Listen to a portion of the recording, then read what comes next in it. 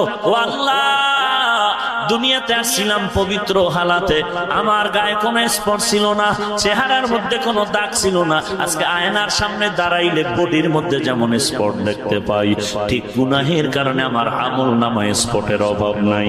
আমার 5টা আঙ্গুল, 2 হাতে 10 আঙ্গুল, 2 পায়ে 10টা আঙ্গুল আছে, মাথার ভেতর অগণিত চুল আছে।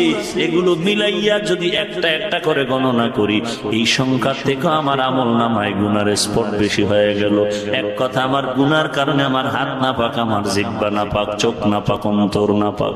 ও আল্লাহ, শয়তানের ধোঁকায় পড়ে করেছি, তুমি মাফ করে দাও। আল্লাহ তাআলা বলেন, বান্দা চোখের পানি ছেড়ে কান্না করো।